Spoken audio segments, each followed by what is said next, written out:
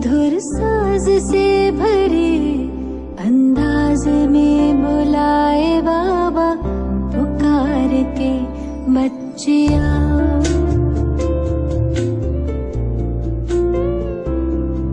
आवाज से परे मधुर साज से भरे अंदाज में बुलाए बाबा पुकार के बच्चिया।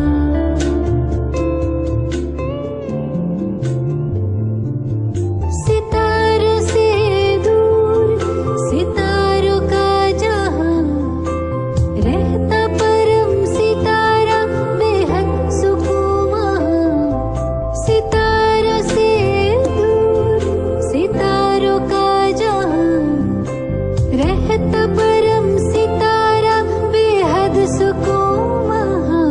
बच्चिया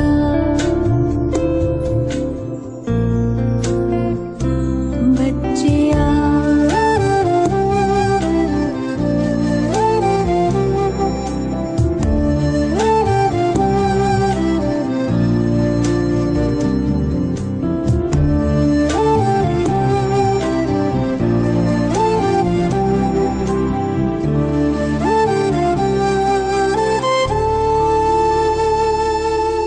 नूर समंदर दिखता सुंदर लहराए निरंतर आनंदित अंतर।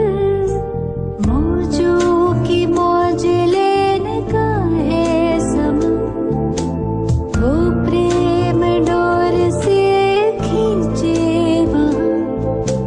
जी भर निहार के लिए पंख प्यार के हम उड़ चले। आवाज से परे मधुर साज से भरे अंदाज में बुलाए बाबा पुकार के बच्चिया।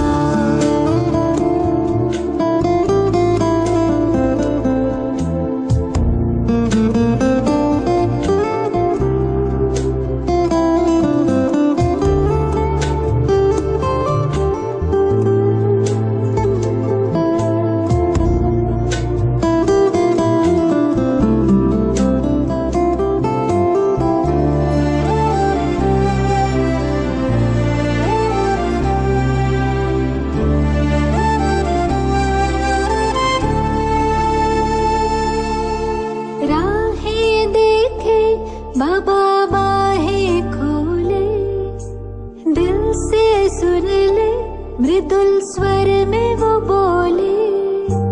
राहें देखे बाबा बाहें खोले दिल से सुन ले मृदुल स्वर में वो बोले। कुर्बान करके आ पुराना जान सुन प्यार से पुकारे वो शिव क्षमा। जी भर निहार के लिए पंख प्यार के हम उड़ चले। आवाज से परे मधुर साज से भरे अंदाज में बुलाए बाबा पुकार के बच्चिया।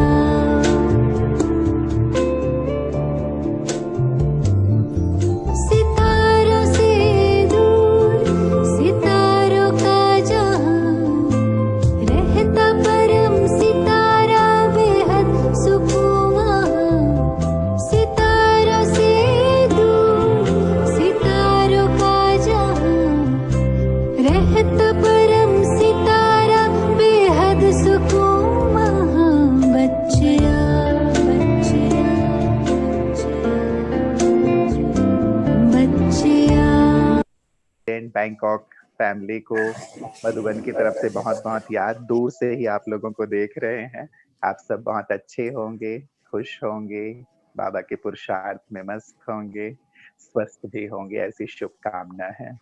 तो भ्राता जी अब आ रहे हैं आप सबको संबोधित करें। भाई जी का स्वागत करते हैं। अच्छा, श्री कैसे? श्री सत्य पिता विश्व सूर्य शिव बाबा प्रकटा हमारे बुद्धि से अज्ञान अंधकार विनाश हुआ और आप प्रकटे सबके बुद्धि में साक्षात्कारी सत्य ज्ञान सत्य गीता ज्ञानदाता प्राणेश्वर शिव बाबा प्रत्यक्ष हुए हैं और हो रहे हैं। आप समाधान के संजीवनी से बना रहे हो जन जन को शिव बाबा का। और आज विज्ञान की बलिहारी आप विघ्नहर्ता मास्टर सूर्य करता ज्ञान सूर्य हमारे सामने रूबरूब हुए हैं। हमारा मन खुशी से जगमगा रहा है। वास्तव में हमारी खुशी हम शब्दों में बयान नहीं कर पा रहे हैं, लेकिन हम पहल कर रहे हैं। भाई जी, आपका ब्रह्मा की लैंड थाईलैंड में और परियों का शहर बैंकॉक में आपका बहुत बहुत स्वागत है, शुभ स्वागत है। भाई जी, हम सबका दिल का स्वागत स्वीकार कीजिए। कर लिया। और आपका और बाबा का बहुत बहुत शुक्रिया। अभी हम सभी भाई जी से जानते हैं समय के अनुसार तीव्र पुरुषार्थ की विधि। ओम शांति। ओम शांति। समय तो तेजी से बदलता जा रहा है और मैंने अखबार में पढ़ा आपका थाईलैंड तो कोरोना मुक्त हो गया है। ठीक है, हाँ, कोई थोड़ा बहुत बचा होगा, बाकी मुक्त हो गया है। तो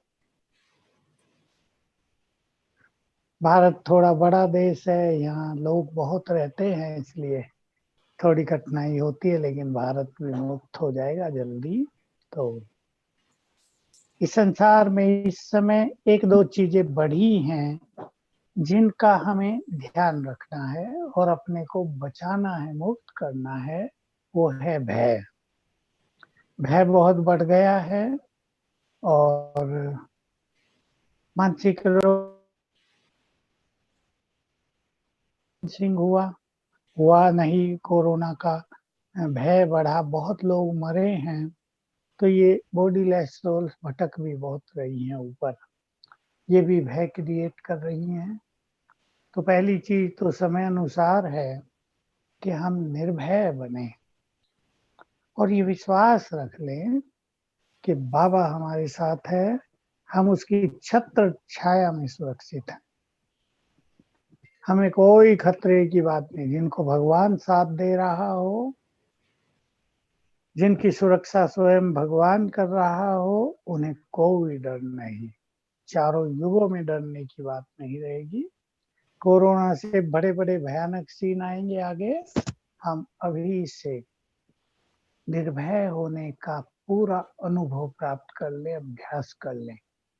वैसे भी जो भय है उसका बीज मृत्यु ही होता है और मृत्यु सबकी अटल है और आत्मा मरती नहीं है। हम अजर अमर अविनाशी हैं। इसके लिए हमें तो और भी भय की जरूरत नहीं, हम तो हैं ही निर्भय। तो इस एक बात पर सभी भाई बहने बहुत अच्छा ध्यान दें कि डर कहीं भी किसी भी मन के कोने में हमारे अंदर न हो। इन भटकती आत्माओं से भी हम मुक्त रहे, इनके प्रभाव से इनका कोई इफेक्ट हम पे न रहे। इसके लिए भी हमें अपने चारों ओर एक प्रभा मंडल निर्माण करना है। रोज सवेरे भी करें, दोपहर में भी करें, शाम को भी करें। ऑरा क्रिएट करना है और उसकी विधि है 7 बार संकल्प करेंगे, मैं मास्टर सर्वशक्तिवान हूँ, मुझसे शक्तियों की लाल किरणें चारों ओर फैल रही हैं। बस फिर देखेंगे इन लाल किरणों ने चारों ओर शक्तिशाली आभा मंडल बना दिया है। हम इस आभा मंडल के बीच में हैं, सुरक्षित हैं। तो इसमें कोई भी ये भटकती आत्मा कहीं भी वार नहीं कर सकती है। हम सुरक्षित हो जाएंगे। कोई और वायरस भी भविष्य में आएगा, वो भी हम तक नहीं आएगा, क्योंकि ये जो नेगेटिव एनर्जी है, वायरस हैं और भी कीटाणु हैं, ये एक्चुअली प्रकृति की रचना है, और अगर हम पावरफुल रहते हैं तो ये सब चीजें हमें टच नहीं करती हैं। हम पुण्य आत्माएं तो हैं ही बाबा के बच्चे, और भी अपना पुण्यों का खाता बढ़ाते चलें। पुण्य आत्माओं के पास ये चीजें नहीं आएंगी। कल भी मैंने एक चीज याद दिलाई, यहाँ क्लास थी, हमें किस तरह निर्भय रहना चाहिए, निश्चिंत रहना चाहिए। ये भी सोचने की जरूरत नहीं कि आगे चल के पता नहीं भोजन मिलेगा या नहीं, कहीं भूखे तो नहीं रहना पड़ेगा, इस डर की भी जरूरत नहीं। तो बाबा की एक बहुत ही अच्छी बात अव्यक्त मुरली में आई थी कि जो अज्ञानी आत्माएं भी बाबा की सेवाओं में मदद करती हैं, उन्हें भी विनाश काल में प्रकृति मदद करेगी। सोचने की बात है। जो तन मन धन से बहुत काम कर रही बाबा का, उनको तो प्रकृति कितना मदद करे। और जिन्होंने अपने को पूरा ही स्वाहा किया हो मन से, भले ही आप गृहस्थ में रहते हो, लेकिन मन से स्वाहा किया हुआ है, बस सब कुछ तुम्हारा, सब कुछ तुम्हारे लिए, जो सेवाओं में लगे हुए हैं, उनको प्रकृति सब कुछ प्रदान करेगी। तो हमें भविष्य के लिए इस भय से भी अपने को ग्रसित नहीं करना है कि कुछ मिलेगा या नहीं मिलेगा। मैं देखा कई विदेशों के देशों में लोग पानी की प्लास्टिक की ये केन और बोतलें इकट्ठी करके रखते हैं कि पानी इकट्ठा करके रखेंगे समय के लिए, लेकिन समय को सूचना दे के थोड़ा ही आएगा कि कल से पानी नहीं मिलेगा। सारा खेल अचानक होगा। इसलिए हमें भगवान के भरोसे जीना है। हमें ये विश्वास रखना है, श्रेष्ठ स्थिति होगी, कोई परिस्थिति नहीं आएगी। पक्का कर दें अपने दिमाग में, स्थिति श्रेष्ठ, परिस्थितियां कोई नहीं। मास्टर सर्वशक्तिवान का नशा, अर्थात 8 शक्तियों से हम संपन्न रहेंगे, प्रकृति सब कुछ प्रदान करेगी। इस तरह हम अपने को निर्भय और निश्चिंत करें। बाबा ने एक बहुत अच्छी बात हम सबको सिखाई है तो बड़ी, पर प्रैक्टिस से हम उसको नेचुरल कर सकते हैं। यज्ञ में कभी कोई समस्या आ गई थी तो सभी लोग बहुत टेंशन में आ गए थे, तो बाबा ने कहा था टेंशन फ्री हो जाओ, और एक अच्छी बात कही थी, मेरे को तेरे में बदल दो। मेरी जिम्मेदारी है, मेरे साथ ये क्यों हो रहा, या मुझे ये करना है। जो समस्याएं हैं, कुछ लोग तो उनमें इन्वॉल्व होते हैं, तो टेंशन रहती थी। तो बाबा ने कहा मेरे को तेरे में बदलो। बाबा इज रेस्पॉन्सिबल, वो करेगा सब कुछ। फिकर बाबा को देखकर फकुर ले लो। देखिए ये बहुत ही अच्छी बात है, हमारे सारे जीवन के लिए है। फिकर बाबा को देखकर हम उससे फकुर ले लें। फकुर माना नशा, कौन मुझे साथ दे रहा है, किसने मेरा हाथ पकड़ा है, इसको फकुर कहते हैं। और फिकर बाप को दे दो, फकुर ले लो और बेफिक्र बादशाह बन जाओ। ये है हमारी बहुत बड़ी प्रैक्टिस, जो विनाश काल में हमें बहुत ही अच्छी स्थिति में रखेगी। भगवान जिम्मेदार, वही हमारा साथी, वही गुड फ्रेंड, गॉड फ्रेंड, उसके होते हम निश्चिंत, सुरक्षित। इसको पक्का करते चलें सभी अपने जीवन में, रोज इसको पक्का करते चलें। दूसरी बात, योग आप सभी अपना बढ़ा ही रहे होंगे, बढ़ाते चलें। 4 घंटे से ज्यादा योग का चार्ट रोज रहना ही चाहिए। ये आप सब जानते हैं कि ये योग केवल बैठ के करने वाली बात नहीं है, कर्म में चलते फिरते इस योग का अभ्यास हमें करते चलना है। 4 घंटे से ज्यादा हम अपने योग का चार्ट रखें, इसको बढ़ाते चलें, इस पर विशेष ध्यान देंगे, क्योंकि अब तो ये प्रक्रिया शुरू हो गई है परिवर्तन की। मैं तो बहुत समय से कह रहा हूँ, बाबा मुझे कह रहे थे कि 2010 से 20 के बीच कम से कम इस सृष्टि को 10 झटके तो लगेंगे। उन झटकों का कारण होगा, उन झटकों के पीछे एक राज होगा, और राज ये कि ब्राह्मणों को जगाना है, ब्राह्मणों को महान बनाना है, ब्राह्मणों को संपूर्ण बनाना है। फाइनल स्थिति का वर्णन बाबा ने किया, जब तक तुम कर्मातीत नहीं होंगे महाभारत लड़ाई नहीं लगेगी। तो ये कर्मातीत संपूर्ण संपन्न बनाने के प्लान हैं भगवान के। बीच बीच में झटके लगेंगे, लगातार नहीं रहेंगे, फिर ठीक होगा, फिर लगेंगे, फिर ठीक होगा, फिर लगेंगे। तो इससे ब्राह्मणों में जागृति आएगी, सबका पुरुषार्थ तेज हो जाएगा। अब 4 घंटे होना चाहिए, फिर 6 हो जाएगा, फिर 8 हो जाएगा, और बहुत सारे ब्राह्मण अपनी श्रेष्ठ स्थिति को प्राप्त कर लेंगे।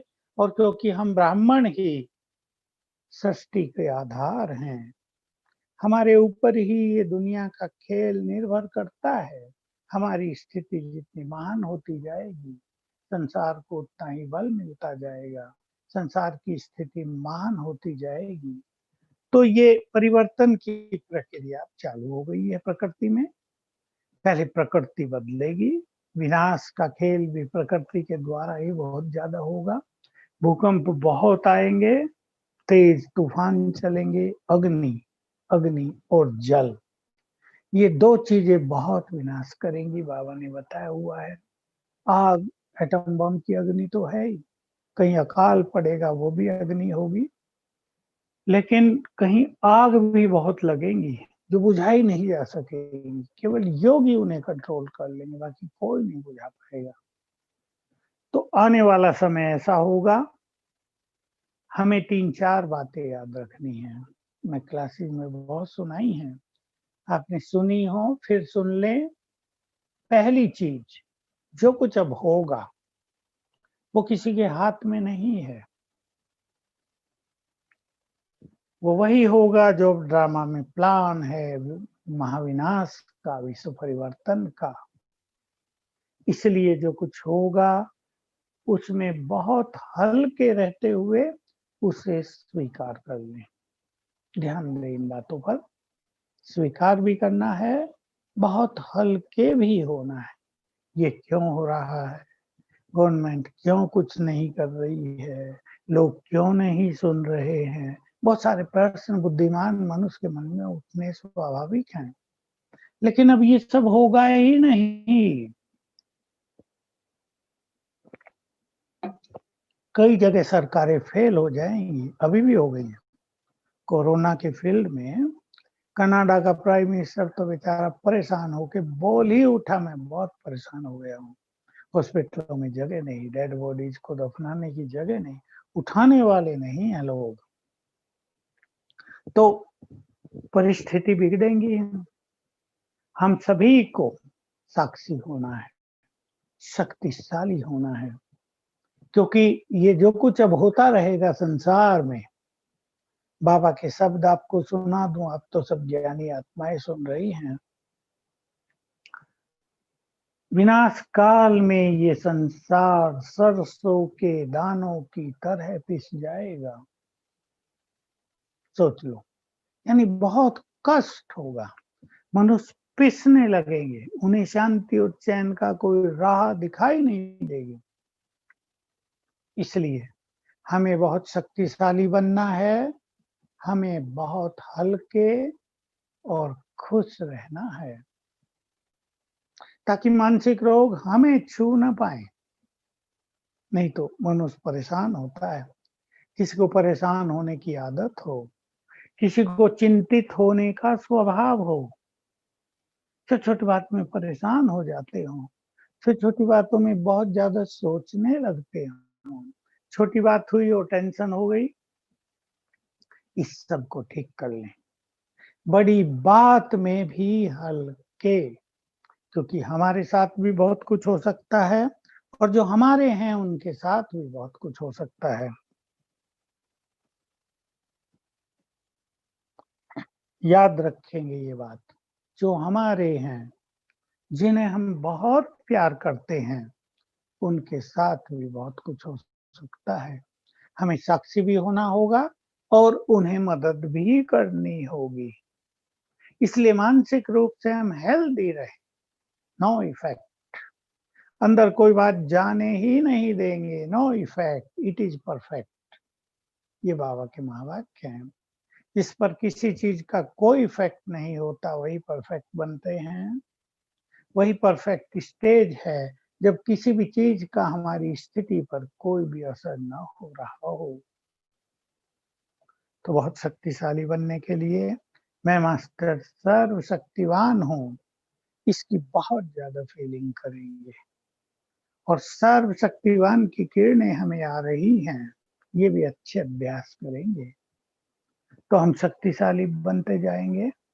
कमजोर बनना नहीं है। बीमारियां भी बढ़ रही हैं, बढ़ेंगी। मैं तो अपने देश में देखता हूँ, जब से कोरोना आया, तीसरा मास चल रहा है,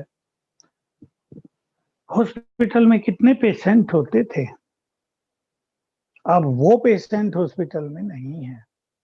तो वो कहाँ है बेचारे। इतनी तकलीफ होती थी लोगों को, हजारों हजारों पेशेंट होते थे, अब कोई नहीं है वो। अब के कोरोना से ही जगह खाली नहीं है, सबका ध्यान कोरोना पर है। तो देखिए, लोग कष्ट पा रहे हैं, कोई हॉस्पिटल जा नहीं सकता, किसी को जाने की हिम्मत नहीं है। कोरोना के पेशेंट है, वहां हम कैसे जाएंगे। मरने का डर है बहुत ज्यादा, बिल्कुल नेचुरल बात है, डर होगा ही। इसलिए बहुत अच्छी स्थिति में स्वयं को रखना है। याद रखेंगे ये बातें। निश्चिंत रहना, परेशान नहीं होना है, निर्भय होना है।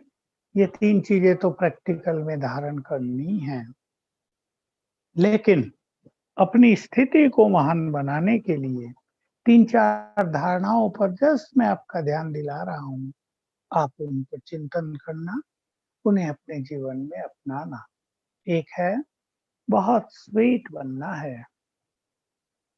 दूसरा है, बहुत सॉफ्ट बनना है। तीसरा, बहुत निर्मल बनना है। चौथा, ईगोलेस होना है, बिल्कुल निरहंकारी। निरहंकारिता हमारी स्पिरिचुअलिटी का एक प्रत्यक्ष प्रमाण है। अगर कोई ज्ञान योग करते हुए निरहंकारी नहीं बनता, तो उसका ज्ञान योग सफल नहीं माना जाएगा। अहंकार किसी भी तरह का हो, वो अध्यात्म के, रूहानियत के विरुद्ध होता है। वो आत्मा की दिव्यता को नष्ट करता है। इसलिए स्वीट, सॉफ्ट, निर्मल और ईगोलेस, 4 धारणाएं ये। और उधर बिल्कुल निर्भय, जो कुछ होगा उसे स्वीकार करना, अपने को खुशी में रखना, हल्के रहना, स्ट्रॉन्ग बनाना। 4 चीजें ये। तो हम बहुत आगे बढ़ते जाएंगे और जो जीवन में आने वाले समय में घटनाएं होंगी, उनका इफेक्ट हमारे ऊपर नहीं आएगा। इस पर आप सभी चिंतन करना। आपस में वर्कशॉप भी रख सकते हैं और बहुत अच्छे पॉइंट निकालना। हम हल्के कैसे रहें, बातों को स्वीकार कैसे करें, साक्षी भाव को कैसे बढ़ाएं, शक्तिशाली कैसे बने। अपनी शक्तियों को वेस्ट नहीं करना है व्यर्थ संकल्पों में। शक्तिशाली वो नहीं बनते जो व्यर्थ संकल्प बहुत करते हैं, जो पर चिंतन में रहते हैं। बाकी योग का चार्ट सभी का 4 घंटे से ज्यादा होना चाहिए। मैं कुछ छोटी छोटी विधि आपको बता रहा हूँ। 10-10 मिनट 4 बार बाबा की आंख में बैठो। अगर आप अपने घरों में या जो भी आपका स्थान है 2 बार भोग भी लगा सको बाबा को, तो 15-15 मिनट तब योग में बैठो, बहुत अच्छा होगा। 10-12 मिनट सबको 4 बार अगर बैठ प्लानिंग के साथ योग में बैठेंगे, वैसे ही नहीं योग में बैठेंगे, प्लानिंग के साथ। प्लानिंग कैसी कि मान लो हम सवेरे 6 बजे 10-12 मिनट के लिए योग में बैठे, तो हम ये संकल्प करेंगे कि मैं आत्मा पर और शिव बाबा पर, आत्मा पर और शिव बाबा पर 10-10, 15-15 सेकंड से एकाग्र होऊंगा। 10-15 सेकंड में आत्मा हूँ, अपने स्वरूप को देखने लगे। मैं पीसफुल हूँ। 2-3 गुणों का वर्णन कर लें अपने अंदर। मैं बहुत पवित्र हूँ, मैं बहुत शक्तिशाली हूँ। फिर शिव बाबा वो सृष्टि का बीज है, ज्ञान का सागर है, पतित पावन है, देखते रहें उसे। फिर आत्मा, फिर परमात्मा। ये 10-10, 15-15 सेकंड की ड्रिल कर लें, बहुत अच्छा हो जाएगा। 3 दिन में ही तो आपका मन आनंद विभोर हो जाएगा, आपको योग करने का मन करने लगेगा। दूसरे 10-12 मिनट में तीनों लोकों की सैर यहाँ से करें शुरू। में आत्मा हूँ, इस देह में फरिश्ता हूँ, सूक्ष्म लोक में पहुंचे, बाबा सामने है, दृष्टि दे रहे हैं। बाबा ने अपना हाथ सिर पर रख दिया है। बाबा ने मेरे मस्तक पे तिलक लगा के वरदान दिए। फिर बाबा को शुक्रिया करें, उसकी महिमा करें। फिर यहाँ से मैं आत्मा बन के चली परम धाम, पहुंच गई वहां, बाबा के पास बैठी, उनकी शक्तियां मुझ में भरी। फिर मैं वापिस आ गई इस देह की कुटिया में। ये एक राउंड हो गया। समझ लें 10-12 मिनट में मुझे 3 राउंड करने हैं। बहुत अच्छा अनुभव होगा। एक 10-12 मिनट में 5 स्वरूपों का अभ्यास। 5 स्वरूप आप जानते हैं। दूसरे 10 मिनट में संसार को सकाश देना और परम धाम में बाबा के साथ बैठना। ऐसे 4 बार योग आप करेंगे, बस योग में रुचि हो जाएगी, बहुत मन करेगा, स्थिति आगे बढ़ेगी। अमृत वेले को भी अच्छा व्यतीत करें और ये 4 बार योग कर लें, बहुत अच्छे अनुभव हो जाएंगे। ठीक है भाई, बोलो, अब कुछ पूछना हो तो पूछो।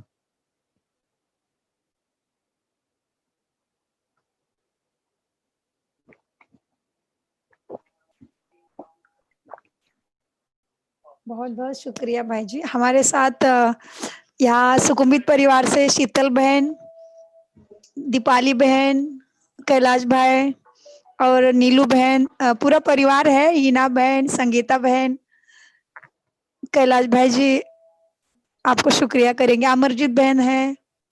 हाँ सभी सुकुमित परिवार है, बहुत खुश है हाँ, सभी। और कैलाश भाई जी आपका शुक्रिया करेंगे। ओम शांति सुरेश भाई जी। ओम शांति। पूरे परिवार की तरफ से आपका बहुत बहुत धन्यवाद।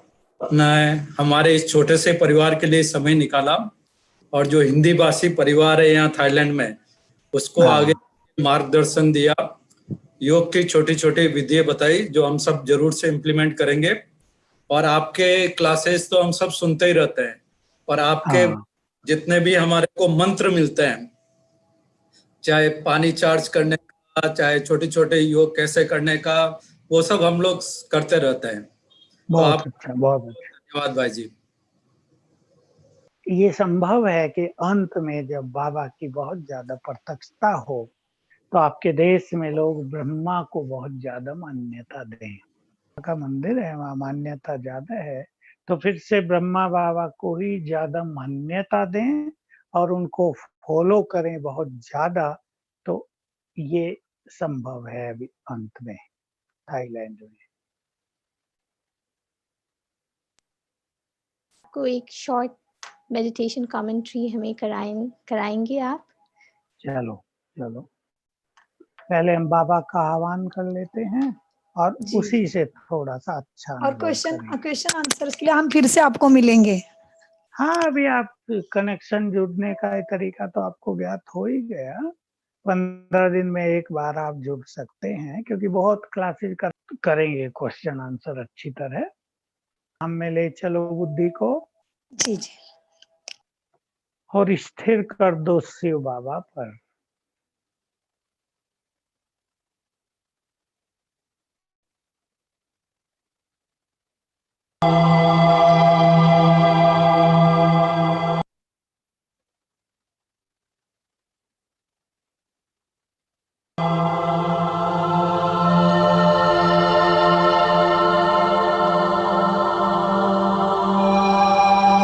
बहुत प्यार से बाबा को निमंत्रण दें। हे प्राणेश्वर, हे खुदा दोस्त, अपना धाम छोड़कर हमारे पास आ जाओ।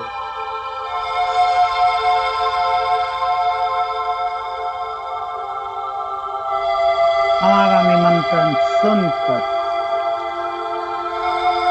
शिव बाबा नीचे उतरने लगे।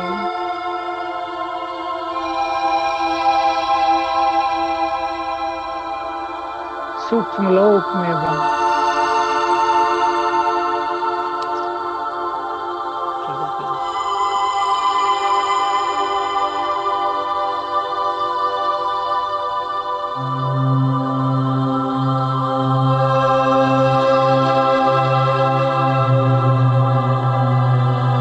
अब दोनों नीचे आ रहे हैं।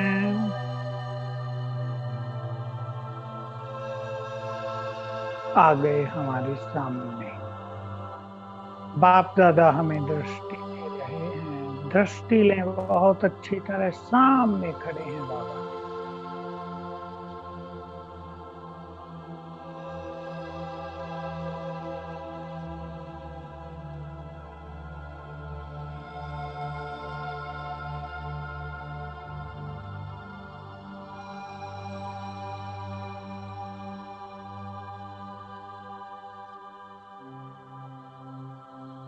बाबा के मस्तक में शिव बाबा चमक रहे हैं। विजुअलाइज करें शिव बाबा को।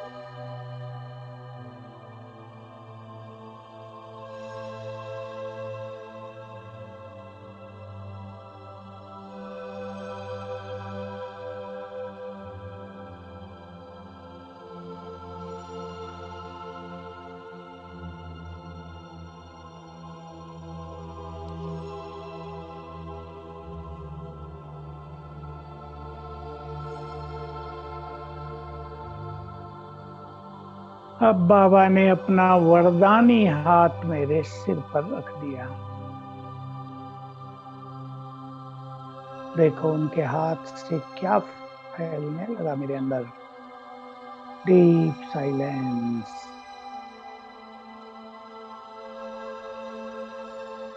शक्तियों की तरंगें।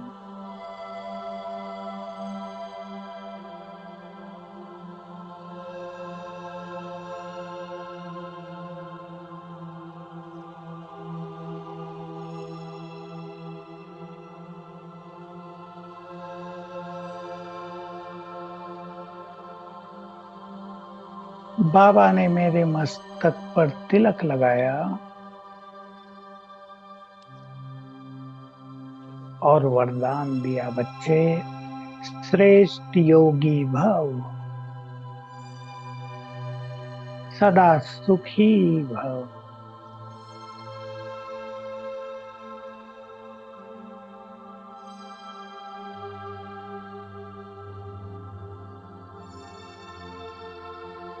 और दृष्टि देते हुए वापिस चले गए अपने धाम।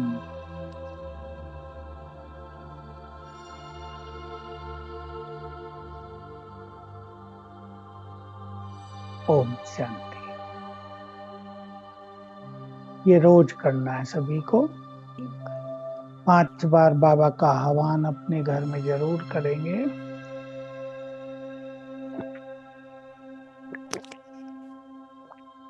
ठीक है बहनों। जी जी जी, बहुत बहुत शुक्रिया रुपेश भाई जी, आपका भी शुक्रिया।